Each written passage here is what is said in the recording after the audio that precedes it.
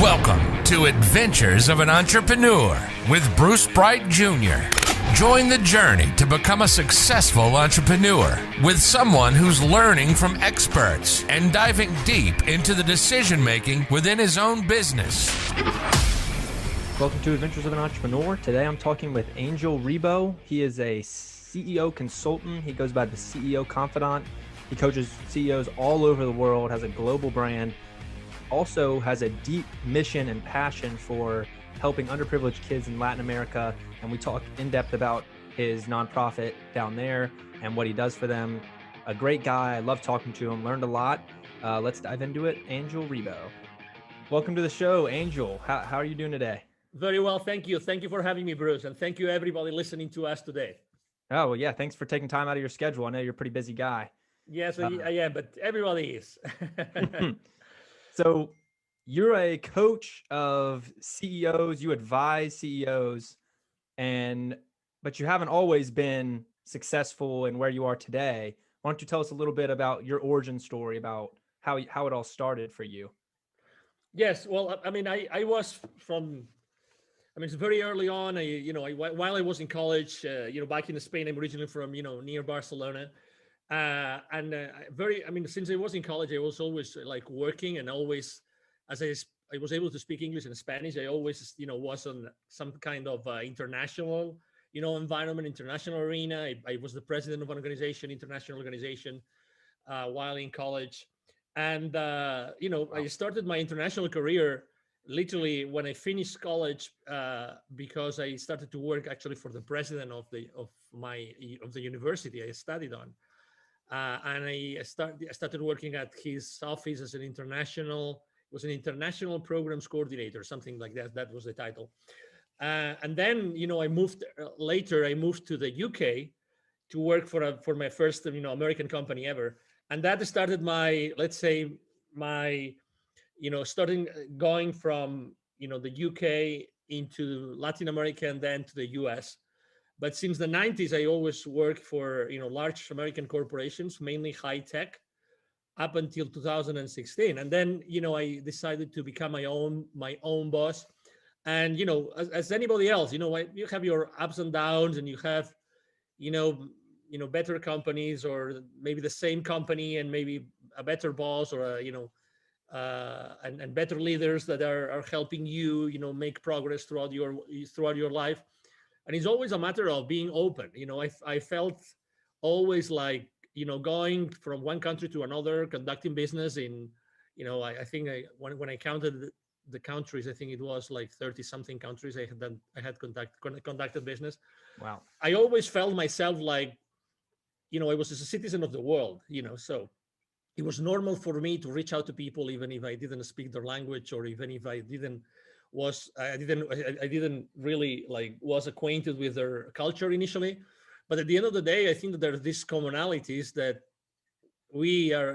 allow us as human beings to connect with others, regardless of where you are. It can be as challenging, for instance, right now I'm, originally from Europe and I live in Texas, but you are, you right now live in Alabama. So it can be as challenging for a Texan to get along well with someone in Alabama. But I know you're not originally from Alabama. So, you probably also had your challenges when you were younger, moving from one state to another. So what I'm trying to say is that most of our challenges come from uncertainty and maybe not knowing, and maybe being fearful of what can happen in the future. I would say that I was kind of very courageous and a little bit daring when I was a kid, and that probably helped me all the way. Yeah, definitely. I mean, that's a common feature with entrepreneurs. You got to be able to take some risk, and shows it paid off for you for sure. Absolutely. Yeah. Risk. Yeah. I think risk is relative. Risk is not bad. Risk is not bad. If we were just enjoying taking risks, the problem is that probably when we were kids, obviously our parents love us, so much that they want us to get into trouble, and they want us to survive, right? Yeah. And they try to do the best they can with us, right? But also, I think that the risk has very positive things behind it. The concept of risk. You yourself, I mean, you told me before the conversation that you were a a basketball player, you still play basketball. For instance, we have had in Spain, very good basketball players in the NBA, as you probably know. Yeah. And many of them, those guys really took a lot of risks because Europe was not known in the basketball arena before, but they took a lot of risks. And eventually they became really successful here, and then they went back to Spain, and they made the Spanish national team win many world champions and European champions. Again, I think risk is fun. Risk is fun.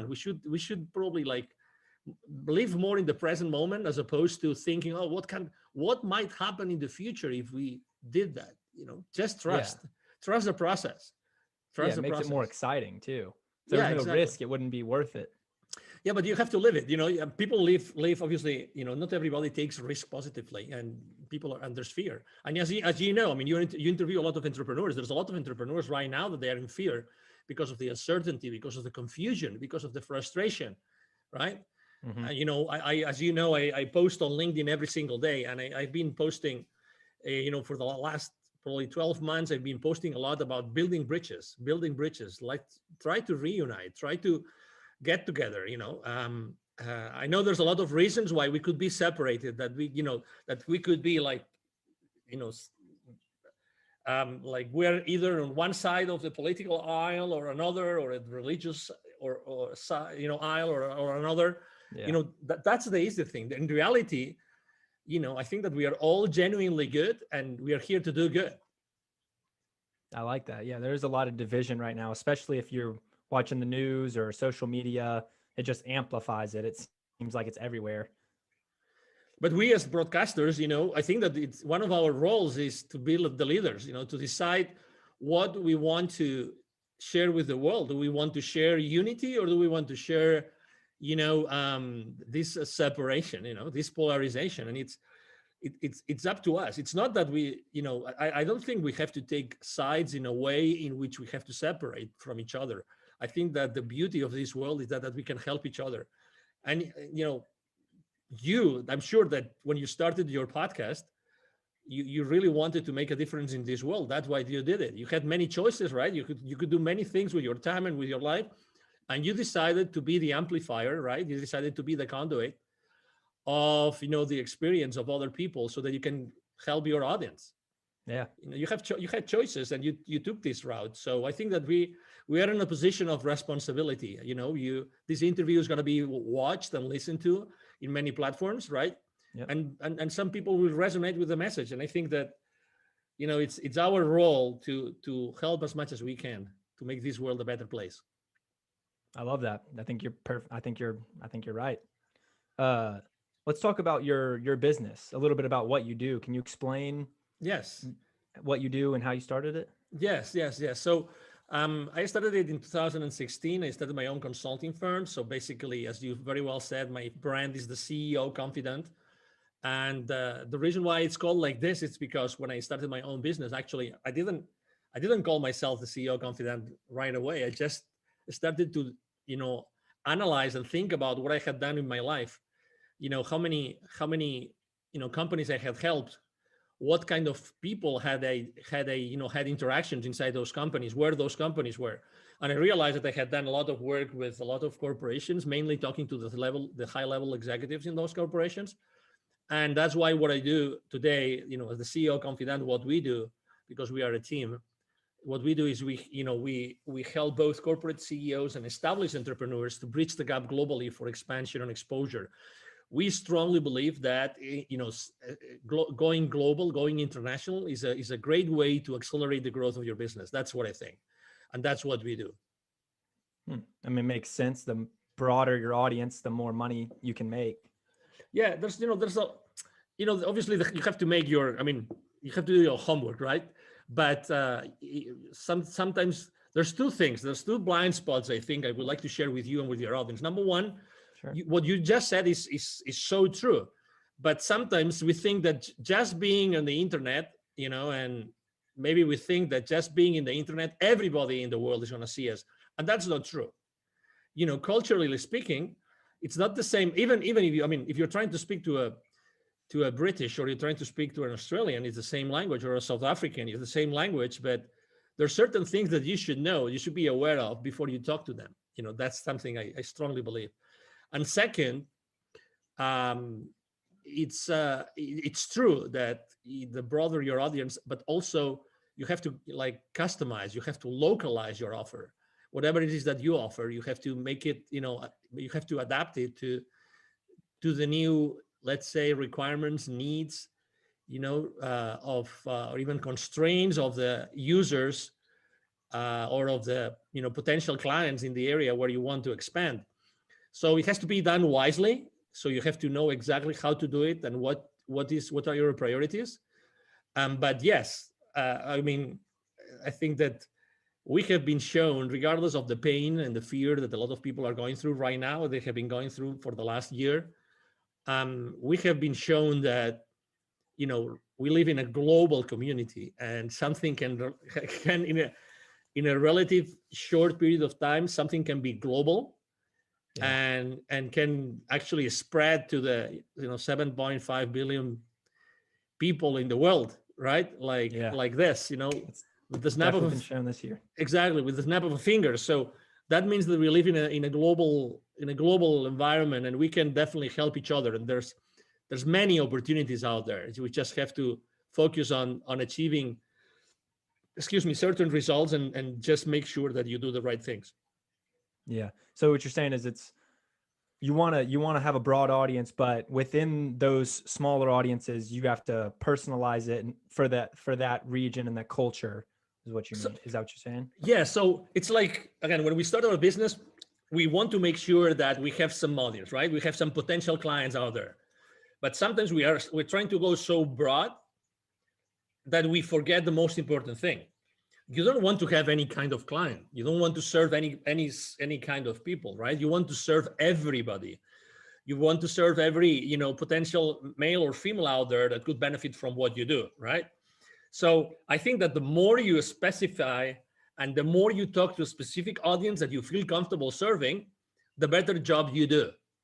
So imagine that you want to expand your business. Imagine that you're proficient in Spanish, or you have someone on your team that can help you localize your practice, whatever that is, your services.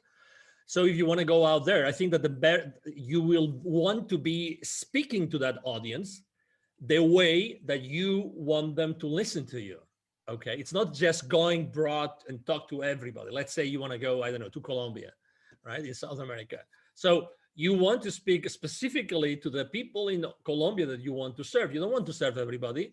You want to serve certain people that have certain requirements or certain needs or certain wants, right?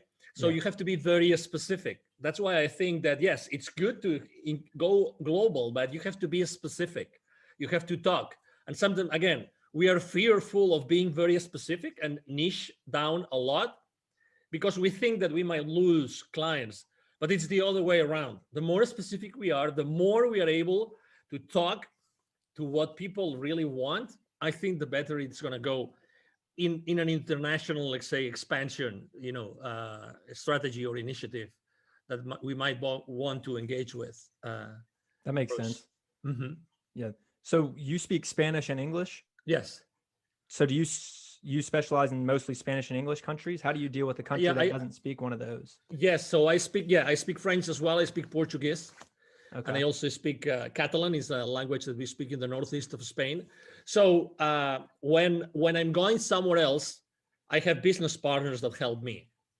Okay. With French, English, the reality is that you can reach out to, and Spanish, you can reach out to literally, probably over 1 billion, far more than 1 billion people in the planet, right? So, and when I go to, for instance, to a specific place in Asia where I don't speak the language, I typically rely on local partners that can help me, do that, can help me localize my services, speak to the people in their own language, have the introductions that they need made for me, these kind of things.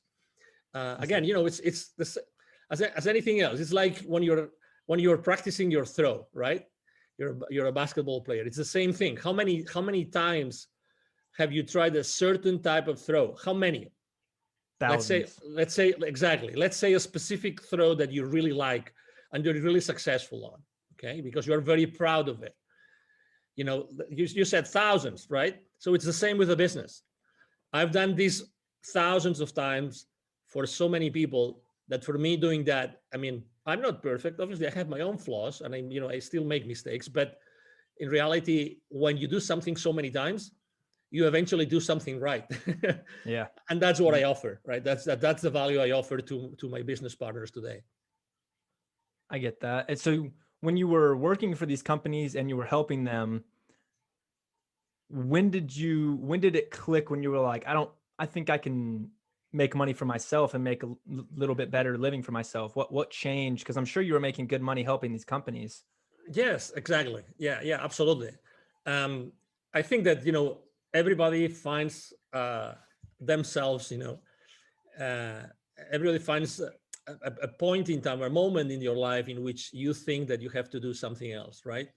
um, I think that it's very important for all of us, young or old, whatever, it doesn't matter where we are, to be open and to be listening, to be listening to what's going on in your world, in your friend, with your friends, with your family, with your relatives. I think that you have to be open to listen. And sometimes you have to make decisions like, I want to spend more time with my family. I want to spend more time with things that are really going to change the world. And I was exposed for so long. I was working in Latin America and I was seeing so much poverty all over the place that at some point I said, I have to do something in my life, which is going to be, you know, basically giving back to all those communities that I was doing business in. And I think that I have to be the connection between all those executives I helped in that continent in Latin America and all the people that I saw that were suffering, were in poverty and were in pain. And I think that was the trigger, the need to give back, the need to go back to the world, in this case Latin America. And as you know, you've seen on my resume or on my bio that I created, or we created together with two other executives, we created Wisdom for Kids, the foundation that we help underprivileged kids in Latin America become entrepreneurs using their local resources. So I had helped so many entrepreneurs, and I had also helped so many companies that we decided, all three, we're three co-founders, we decided to start Wisdom for Kids and to start giving back. I would say that was one of the reasons. So you just found a deeper purpose. You said, I have to do something Yes, that gives me more freedom, allow me to give back. Yes, exactly. And again, it doesn't mean that I didn't take risks. Obviously, we all take risks, probably more risks all the time. Exactly. But it's okay. It's like sometimes we are too constrained ourselves by the fact that we want to fit in. We are looking for social approval, right? And we have to measure our words to the point. I mean, we are too resistant to what's going on around us. We are always analyzing, why did he or she say that? What's the reason behind it?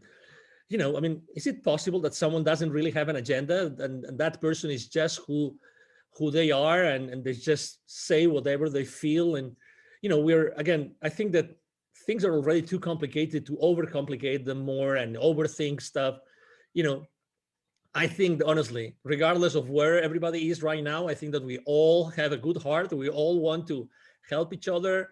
And and even if we burned some bridges last year, because it was a tough year for everybody, we always can rebuild those bridges, and we always can do a better job as a community. And I really think that, again, as I said before, your role as a broadcaster right now, it's really, really important. You're really here to do extremely important things. And obviously we all start from small, right? But still, I mean, you're exposing yourself, and you could have looked for a super fancy studio and everything. I mean, I see that. I mean, I see where you are. I picture myself where you are right now, and I feel so much identified with yourself, that again, you're being yourself. You're fearless, and as you are exposing yourself, and that's sometimes it can be weird, and you can you can be uncomfortable with what you're doing, and but it takes. I remember the first time I shot a video with myself of myself, the first time ever on Facebook that they went live. I mean, I was under so much pressure. I mean, I wasn't interviewing anybody. It was just myself talking about myself and about my life. And I was under so much pressure that as soon as I hit, stop broadcasting, stop on Facebook, I remember crying like a baby just because the pressure was so high. It was so, and I had been in front of literally over 1,000 people on a board, on a ballroom. I had, and I have spoken publicly for many, many, many years. But still, we are human beings, and we have to acknowledge our limiting beliefs and our fears. That's who we are. Yeah, I kind of pieced this together. I'm in my closet right now. I kind of turned it into a studio. Cool. I built a desk in here. That's what my computer's on. My sister painted this banner. So I'm just kind of. How old is your sister? Huh? How old is your sister? She's 19, about to turn 20. Yeah.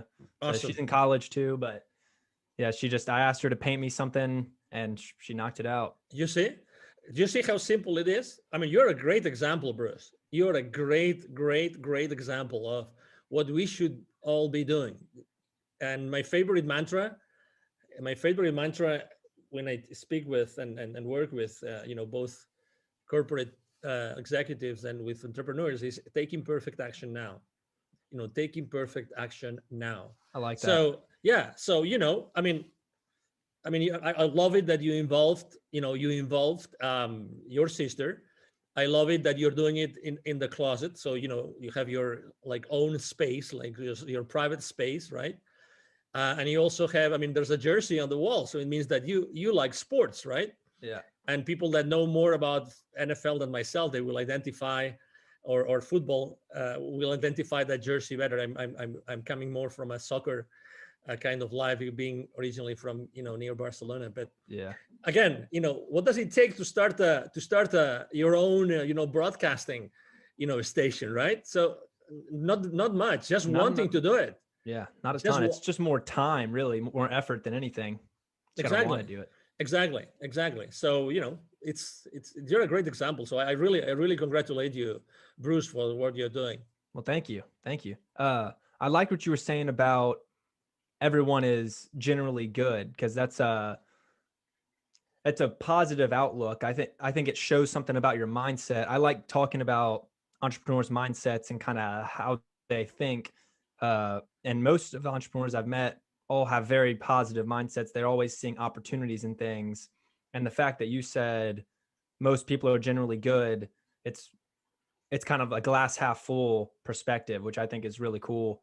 Have you always been a positive kind of guy? I think looking for opportunities? Yeah, I think that everybody is genuinely good. Everybody, honestly. But we, again, sometimes we get into that space in which we want to defend ourselves. We want to, try to justify ourselves, which we really don't need to, because when we do that, we're trying to fit in. We're trying to be socially acceptable for someone or some group, whatever that is. Again, I'm as you can imagine, I'm extremely respectful. The only way you can do business in so many countries is if you are extremely respectful and you honor the cultures and the people that you meet all the way, right? For so many years. And obviously, if you walk your talk, right? If you walk your talk, that's the only way you can do it. I would say that, yes, my father is one of the most positive, optimistic, people I've ever met in my life. And I think that he's made a huge impact in my life. I remember going to he always was an executive in large corporations. And I remember going to his companies over the weekends since I was a kid. And I remember playing with other shareholders of those companies. I remember playing with the forklifts on those manufacturing plants and these kind of things. When you're a kid, you play with anything, right? So I was always with him and learning and going around, walking around those manufacturing plants. And I was extremely happy. I was just with my dad, and I wanted to learn and I wanted to get to know more things, so it's from that place. It doesn't mean that I have had a lot of challenges in my life. It's just the way that you face those challenges. It's the way that you get to play with the cards that you're being dealt or Yeah. being given. If you're and again, I always felt like, for me, learning languages very early on in my life, foreign languages, was like the perfect thing to have as a place of safety for me to go all over the place. So obviously, I meet a lot of people that I have met a lot of people that speak other languages that I don't, but still, there's always some common language that you speak. Or for instance, I am a member of the African Chamber of Commerce here in the Dallas Fort Worth area. So I meet with African government delegations very often. Some of them speak English, some others they don't. But there's always a common denominator. There's something that we can do, and we can always draw, and we can always use our hands and our eyes and our expressions, and there's so many things that we can do. Again, I think that the world itself is full of opportunities all the time. Yeah. Not necessarily everyone starts on the same level, but there's definitely, everyone has opportunities. You just got to make the most of whatever you've got. And also, for someone, as you said, starting like you, you see different opportunities, and that's good. That's perfect. You probably see opportunities I don't see, which is good. And probably also I am biased, because I've lived a few more years than you, and probably you see more opportunities than me because I am biased. And that's the beauty of being young and seeing the world full of opportunities. That as you are not as biased as I am, just because of my age, right? Yeah. Of my experience, you probably are going to take fights, like good fights that wouldn't take. That's the beauty, and one of those fights is probably podcasting, and that's awesome. And you will be exposed to great knowledge, to great people. You are yourself opening to opportunities. And even myself, I could, when my team was supporting me and interacting with you when we were trying to set this interview up, again, my team could have said, no. This guy doesn't have an audience, he just started. And you know what my favorite answer is? When sometimes they tell me this, I tell them, so what? So what? So what? So what if, Bruce's podcast episode with me, there's someone listening to that episode and they learn something, and I humbly teaching something to someone, so what? Who knows who's going to listen to this episode today, Bruce? Again, so I think that the so what attitude is also a way to see the world full of opportunities. And we're going back to the same place, so what? So what? A lot of people say a lot of things, but so what? Start using that. Start using the so what, so what? Yeah, I like that. Yeah, it's really eye-opening. So what? Okay, so tell me what you mean by saying that. So what? So he has a very short audience or a small audience. So what? Yeah. What if he has 1 million followers in a couple of years? And he still has this episode up, or so what? Yeah. Again, I like to spend time with people that really trust in themselves. Awesome. Well, I appreciate it. No, of course. Let's go back to Wisdom for Kids. Why don't you talk a little bit about what y'all do? Because you said you helped a ton of Latin American kids so far. What exactly do y'all do? Yeah, so basically, there's, just to put a little bit of context here, in Latin America, in 2012, there were about 170 million kids in Latin America, okay?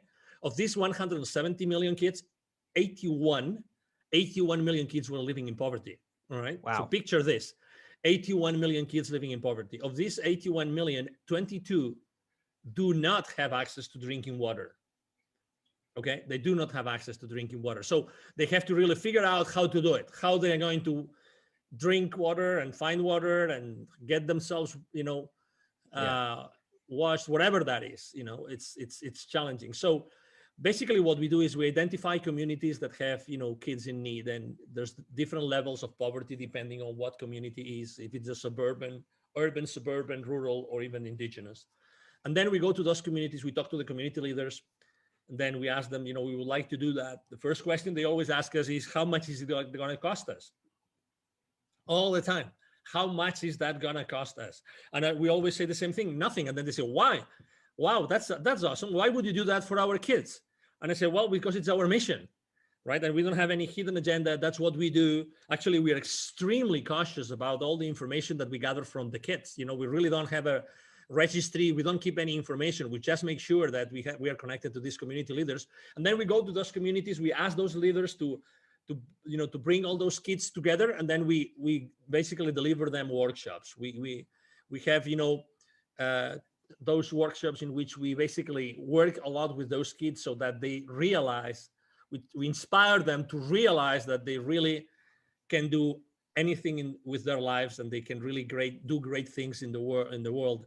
We believe that every human being has an unlimited potential, and the kids, obviously, they have much more potential than us because they still haven't been biased by adults and education and the rest of things that in society that try to kind of cookie cut us. And probably you understand what I mean.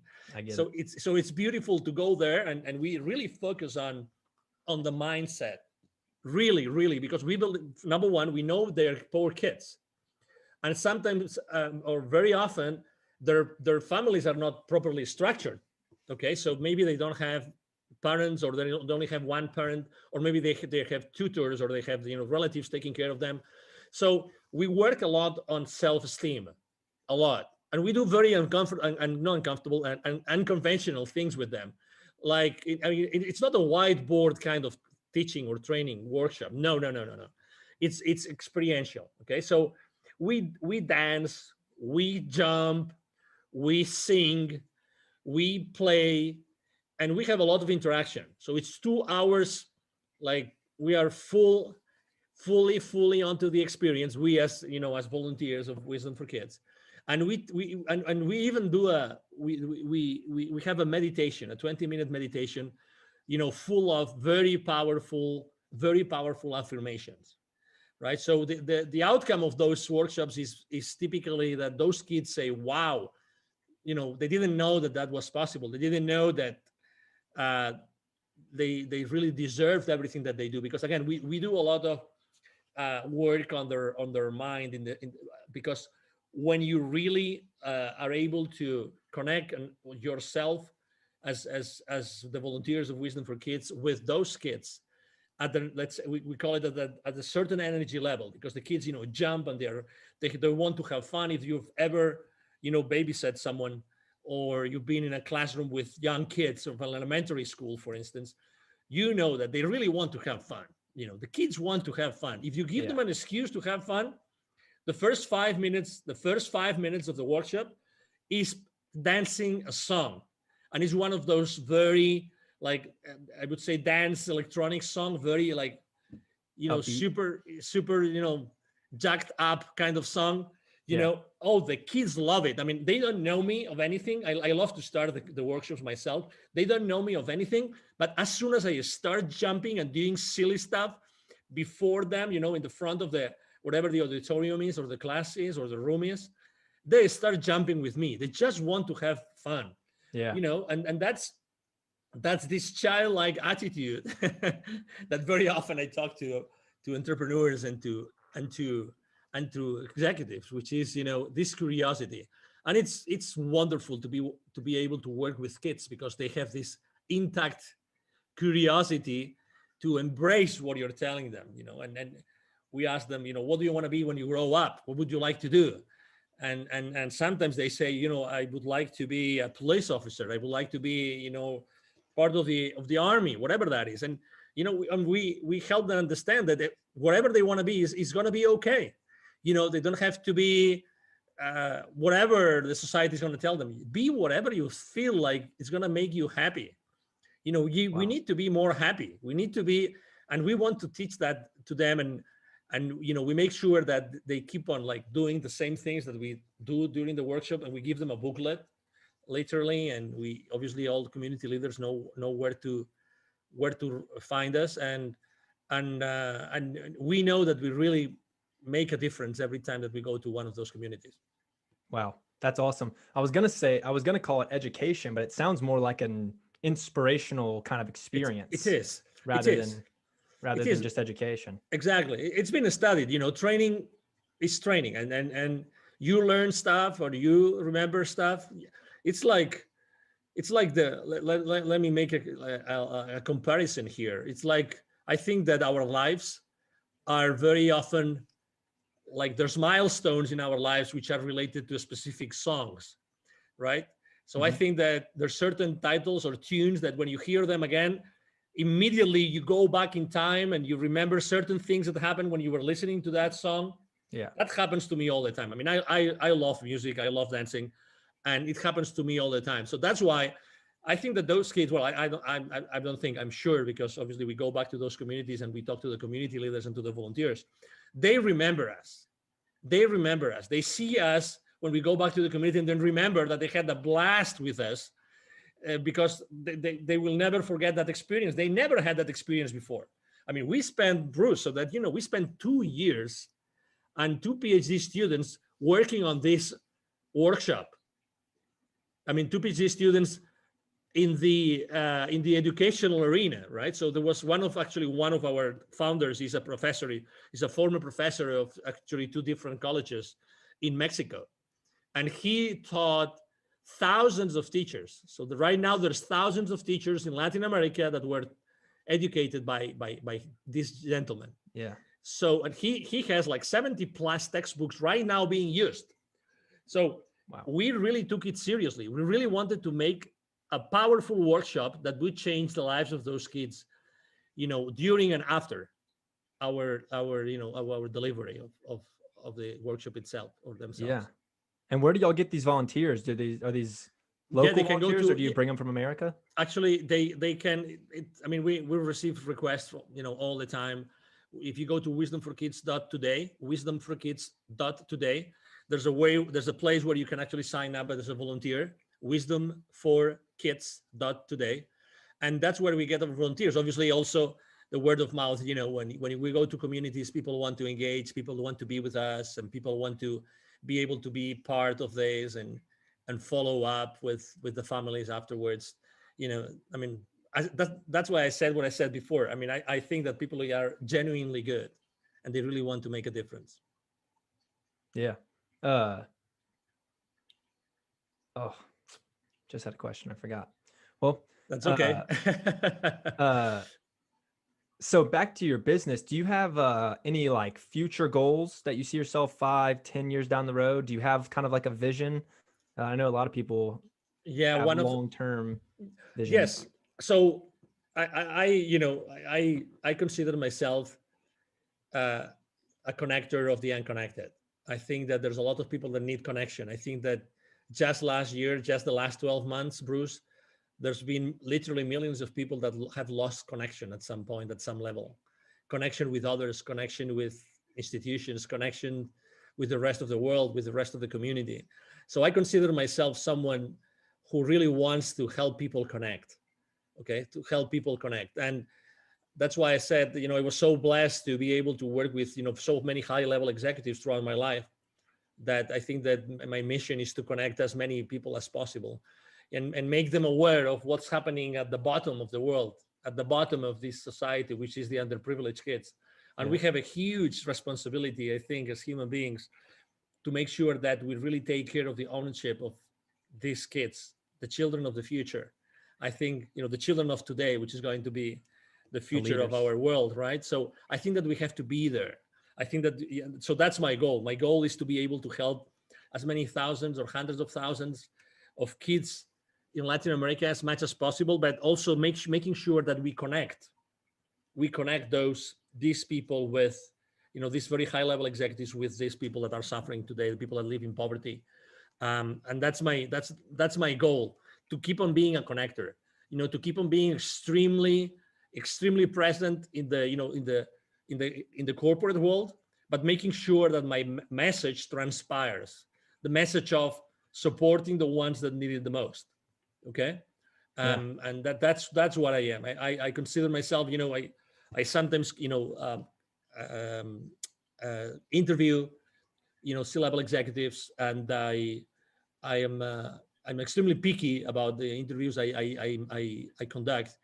But when I do that, I make sure that there's always a message. There's always this individual that has this amazing personal story that eventually kids can relate to. I remember, I mean, when I started Wisdom for Kids, actually, I started recording messages from CEOs and from C-level executives, so that I could use those messages to inspire the kids. So actually, I bring those messages from CEOs in America to Latin America to show those kids that they can become entrepreneurs when they grow up. That's awesome. That kind of ties back to your global brand, because the more reach you have as a brand and as a person, the quicker you can accomplish this mission or help more kids. Absolutely, I agree. Yeah, I totally agree. I mean, I couldn't agree more. It's like, again, my exposure, my impact, my influence is just it's just a conduit for being able to help the most underprivileged be inspired by the most enlightened, or the most empowered, or the ones that really have powerful messages, or the ones that have accomplished so much in the world today. That's why, again, my presence in the corporate world is so strong, because I want to nurture all those relationships so that we can all together reach out to the most underprivileged, but together. Yeah, I love that. I like talking to people with a deeper purpose, and that you clearly have a really admirable one. Thank you. I also ask this. I usually ask all the people I interview this because it's interesting to me. Do you have a morning or night routine that you kind of stick to? Because I've found that most entrepreneurs they're like really rigid in their morning routine. They wake up and they do the same thing, kind of. Do you have one of those, or? Well, I have affirmations. I have to say, I used to.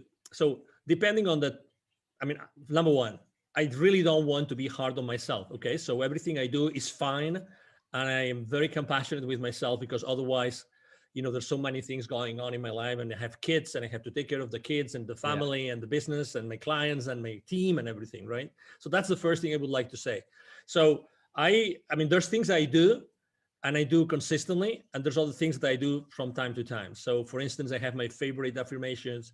I have my favorite YouTube channels that I follow. That I have my favorite videos that I play in the morning. I have my favorite things I journal on, and that's what I feed my my brain, and what I feed my being. Yeah. I meditate every single morning, and I have a meditation group that I meditate every single morning. I've been meditating with them for the last 1,100 something days, literally. Wow. Every single morning. We are a group of 9 people from many different places, and we follow a practice which is called the intention experiment, which was intention experiment, which is actually inspired by a book called the same way, in the intention experiment, by Lynn McTaggart. Which every week we intend for something different, and it's actually one of the anchors of my day. You were asking for this, so yeah. I think that it's really nice to start the day in a place where you are actually giving yourself, for others, and intending for something. We intend for something good every single week, and it's a nice way to start the day. Awesome. Yeah, I asked that because I usually try to pick up a few and try them. So I've been taking cold showers every day, and that's terrible, but I've been doing it for like a week now. I wake up at 6 a.m. every day now for like the past month or month and a half. I don't journal. Journaling is the one I just can't get myself to do. I don't know how to do it. I'm not good at it. But meditation is something I've tried. It's hard. Yeah, I do the shower. It's funny that you mention it. is one of those things that I have so much already incorporated into my life that I didn't give it the importance that it deserves. But I've been taking cold showers. Even when I go to Canada in the winter, I take cold showers wherever I am for the last 5 years. Wow. So I mean, when you take a cold shower and it hurts. Yeah. It literally hurts. So yes, I think probably that's keeping me so enthusiastic and passionate and young and and energetic and everything. So yeah, I mean, just I think if you're not still getting into journaling, that's fine. It's okay. Just keep your journal next to maybe your side table, in your bedroom. That's it. And one day you will start using it, and until it becomes a habit. But again, don't be so hard on yourself. You have to be happy, because the thing about getting hard on yourself, until you don't really like do it every single day, you typically become like very hard. You and then you are remorseful. Oh, today I didn't do that. Oh, today I didn't do that. Today I didn't do that. So I tend to be so flexible all the time, because I've learned to be flexible everywhere I go. I have to be flexible. I have to adapt to people. So other things that work for me, yes, let's do it. If things maybe I'm not used to, it's okay. Yeah. I'm going to try the journaling thing. It's difficult. But I like the cold showers so far. It's energizing, and it's just kind of like a mental test almost, just like putting yourself through something that's not fun just because you can control it. Yeah. That's why I like it. It's true. And you have a choice in the morning. Every morning you have a choice, right? It's either cold water or warm water or so, right? So I like it. I like cold showers already. All right. So before I wrap it up, I usually end it with this question. What kind of advice would you give someone who's on the fence about starting a business? They've always maybe thought about starting a business, but they never have. Maybe they're at a job they don't like, or maybe they're young like me and just don't know what to do with themselves. They're thinking about starting a company. What would you say to them? Start with a very simple thing that you really like and try it out. That's what I would say. I mean, how many, I don't know, just to ask you, when did you start your podcast, Bruce? My podcast, December of last year. Okay. So how many people have you interviewed already? 10 maybe. Okay, 10. Good. Well, so those are 10 potential friends, 10 potential business partners, 10 potential clients, 10 potential, you name it, and that's it. Again, just pick something that you like and do it. I mean, that's why I always say, take imperfect action now. It's much easier than what you think. Reach out to people and see what they say about what you have to offer. That's it. Obviously it takes something, right? It takes courage to do certain things, but just do one thing. Just try one thing that you really like, expose yourself, start proof testing it, and just take it from there. It's much more simple than what you think. And also listen to what's happening around you. Sometimes people ask me, what were the opportunities that were presented to you in 2020? Well, one of the opportunities is that there was so much, fear and so many people being unemployed, and there's so many things happening, and these emotions and these feelings and you said it very well. You see it on TV. I mean, I had never seen so many people yelling at you from TV. I mean, literally yelling. I mean, have you seen that? I have seen that. Oh, yeah. I mean, on the news, yelling at you. It's like, so, just be gentle with yourself. Try something, try one thing, try doing it, in your environment around you, in your community. Try if it works. You know what people need because you see it every day, because you listen to this and you hear it every single day. And that's it. Try it. Try it. I was the other day delivering here in the Dallas-Fort Worth area for one of the business accelerators. I was delivering a webinar on pivoting, on reinventing yourself, right? Yeah. So, hey, it doesn't take anything to reinvent yourself. Just try it out. Just try it, proof test it, look for people around you, your friends, your business partners, your acquaintances. Ask for references, ask for people that you would like to talk to, and eventually you will be delivering so much value that you will be able to charge for it. Yeah. I So don't be hard on yourself. Start somewhere and start giving away value. Talking to potential clients. It's much simpler than what it looks like. Really, it's much more simple. I know there's fear. I know that you have to pay your bills. I know that you have probably your mortgage. I mean, I get it. I was there too. I mean, I understand it. I know that you have probably your college, loans, all those things. I mean, I know that, but still, what does it take to you to choose between, social media browsing or reaching out to a potential client? One game on TV, as much as I like sports, or talking to someone that can become your business partner. Yeah. Again, it's your choice. It's your choice. It's your choice. I mean, as Tony Robbins says very well, your wealth is proportional to the amount of people that you serve. So start serving people. Start to serve people around you, and you will find the solution. You will find the answer that you're looking for. That's great. And you can always tweak it as you go, make it better. Absolutely. You can. The imperfect version you're going to put out isn't going to be great, but you might get the ball rolling. Yes, exactly. Yeah, great. Is there anything I haven't brought up that you want to talk about that you're excited about? Oh, no. Maybe just to give your audience my contact details in case they wanted to reach out to me. Again, my name is Angel Ribo. Ribo spelled as in R-I-B as in boy, O.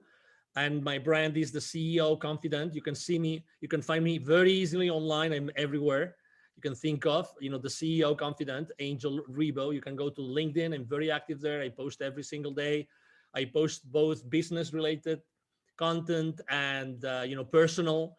I believe strongly in building bridges and helping people. I have supported so many people launching their initiatives, their podcasts, launching their books. So many things. And if you want to reach out to me directly, just send me an email to angel@angelribo.com. Angel@angelribo.com. Again, Ribo spelled like R-I-B as in boy, O. And thank you so much for the opportunity, Bruce. No, yeah. Thank you for coming on. Perfect. We'll put all that in the show notes also, so they can get it there. Beautiful. Thank you. I appreciate you, Bruce. And thank you, everybody listening to us today. Yeah. I'll talk to you soon. Talk to you soon. Bye-bye. Yeah. Thank you guys for listening to this episode. Please rate and review the podcast if you are enjoying what I'm talking about. I'm trying to grow the podcast and get it up in the rankings. I'm having a great time doing it. I hope you guys are enjoying it. I've got some big interviews planned for the future. So stay tuned and talk to y'all later. See ya.